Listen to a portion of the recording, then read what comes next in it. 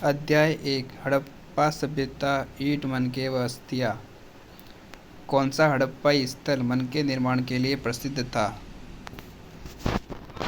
Answer ब चुनूदड़ो।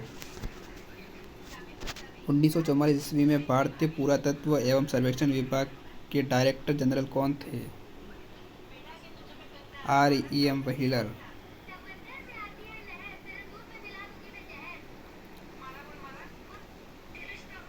वाद शिव मोहर किसके पुरातत्व से प्राप्त है हुई?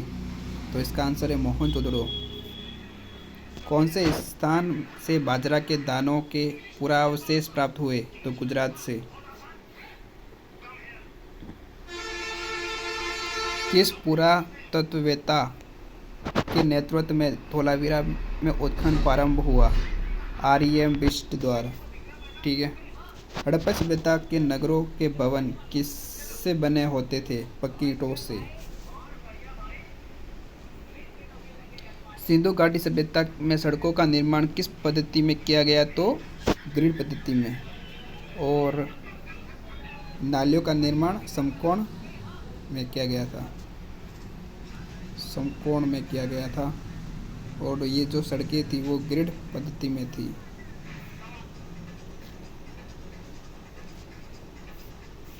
ठीक है। मोहनजोदड़ो में कुओं की संख्या 700 थी। कौन से हड़प्पाई पुरास्थल से एक साथ दो अलग अलग फसलें उगाने का अवशेष प्राप्त होते? तो कालीबंगा में खेती होती थी। मोहनजोदड़ो के विशाल स्नानागार के जलाशय के तल में जाने के लिए कौन से भाग से सीढ़ियाँ होती थी? तो उत्तरी और दक्षिणी भाग में। जो जलाशय था वो विशाल जलाशय जो कि धोलावीरा में स्थित था। उत्तर और दक्षिण से उसके तल तक जा सकते थे, सीढ़ियाँ होती थी। फिर नेक्स्ट पार्ट है अध्याय 2 आरंभिक राज्य एवं अर्थव्यवस्था। पहला प्रश्न है ब्राह्मी एवं ख्रोष्टी लिपियों को पढ़ने वाला कौन था? तो जेम्स प्रिंसेप। 1838 में इसने ब्राह्मी और ख्रोष्टी लिपियों का अर्थ निकाला था। बौद्ध और जैन धर्म के आरंभिक ग्रंथों में कितने महाजनपदों का उल्लेख मिलता है? तो 16 महाजनपदों का उल्लेख मिलता है। अशोक के अधिकांश अभिलेख की भाषा व लिपि है? तो ब्राह्मी और ख्रोष्टी। आंसर ऐसे ही है। अर्थव्यवस्था की रचयिता कौन थे? तो चाणक्य जो थे वो अर्थशास्त्री रचयिता था। ये हर्षवर्धन के राजकवि थे? नहीं, ये नहीं थे। बाणभट्ट जो थे वो हर्षवर्धन के राजकवि थे और उन्होंने हर्षचरित्र की रचना की थी।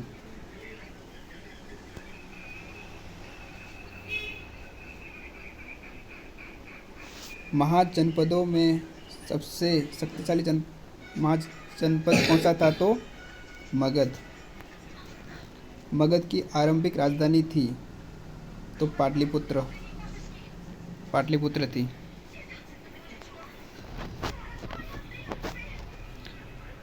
मौर्य शासकों की राजधानी पाटलिपुत्र का वर्तमान नाम क्या है? तो पटना। वाराणसी गलत। कौन से शासकों की प्रतिमा और नाम के सिक्कों के सर्वप्रथम किस राजवंश के राजाओं ने जारी किए? तो हिंदू यूनानी जो हिंदू ग्रिड शासक थे उन्होंने प्रतिमा और नाम के सिक्के सर्वप्रथम राजाओं ने जारी किए थे। ठीक है। हिंदू यूनानी। ठीक है। कौन से शासक अपने नाम के आगे देवपुत्र की उपाधि लगाते? तो कुषाण शासक अपने नाम के आगे देवपुत्र की उपाधि लगाते थे क्योंकि उन्होंने चीन के जो लोग थे उनको देखकर यह परंपरा अपनाई थी। चीन के जो लोग थे वो अपने नाम के आगे स्वर्गपुत्र की उपाधि लगाते थे। मौर्य साम्राज्य का सबसे महत्वपूर्ण राजनीतिक केंद्र क्या था? तो पाटलिपुत्र। तक्षशिला गलत है। आरंभिक भारत का सबसे विधि ग्रंथ है तो मनुस्मृति, जो कि 7वीं शताब्दी ईसा पूर्व में लिखा गया है। 7वीं शताब्दी ईस्वी तक। चांदी और तांबे के बने प्राचीन सिक्के कहलाते तो आहत सिक्के कहलाते हैं। सर्वप्रथम सोने के सिक्के किस शासक ने जारी किए? तो कुषाण शासकों ने जारी किए थे।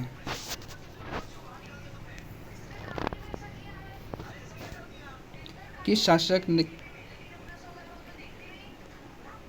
शासक के लिए देवनापीय उपाधि का उपयोग किया है? तो अशोक के लिए। देवनापीय या पियदस्सी, अशोक के लिए किया गया था। कलिक विजय किस शासक ने की? तो अशोक ने की थी 321 शायद ईस्वी में।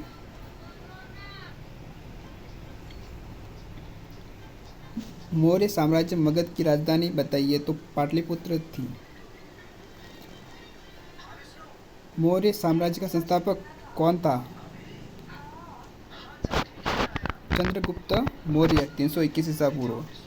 वो गलत है, अशोक सही है। वो जो डेट बताई थी वो गलत है।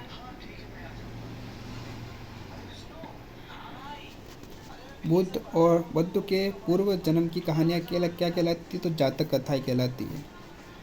हर चरित्र की रचना किसने की? तो बाणभट्ट ने की थी। हर्षवर्धन के राजकवि थे। उत्पादकों एवं व्यापारियों के संघ को क्या कहते? तो श्रेणी कहते हैं। श्रेणी।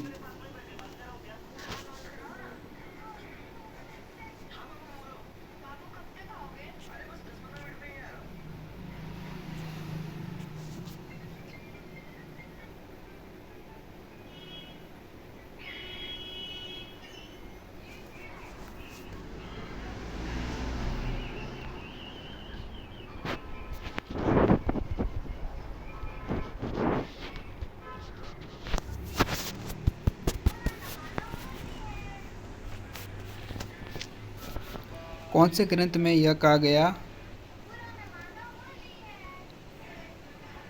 कौन से ग्रंथ में यह बताया गया है कि एक कुटिल राजा की प्रजा किस प्रकार से दुखी रहती है? तो गंध तिंतु जातक कथा में बताया गया था।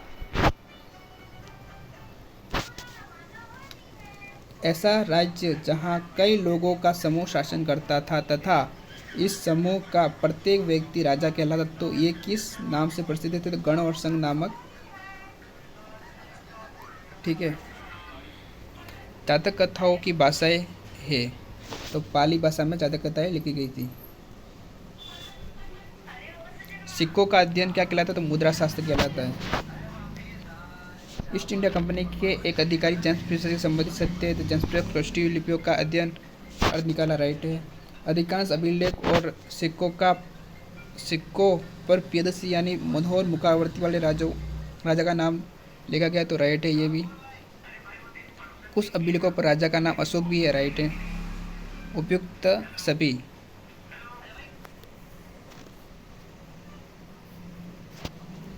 छठी शताब्दी ईसा पूर्व के सत्य कथन है। भारतीय इतिहास में इसे एक महत्वपूर्ण परिवर्तन का कारण माना गया है।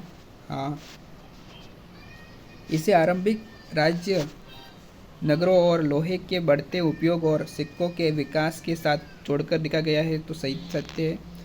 इसी काल में बौद्ध एवं जैन सहित विभिन्न दार्शनिक विचारधाराओं का विकास हुआ है, तो ये भी सही है। तो उपयुक्त जो द है वो सही है। ठीक है। मेगास्थनीज ने सैनिक गतिविधियों के लिए एक समिति और 6 उपसमितियों का उल्लेख किया है। दक्कन और उसके दक्षिण के क्षेत्रों में स्थित तमिलकम में किन सरदारों का उद्भव हुआ था? चोल, चेर और पांड्य। उपयुक्त सभी। ठीक है। आधुनिक भारतीय भाषाओं में प्रयुक्त लगभग सभी लिपियों का मूल है तो ब्राह्मी लिपि। पश्चिमोत्तर अभिलेखों में प्रयुक्त लिपि है तो ख्रोष्टी।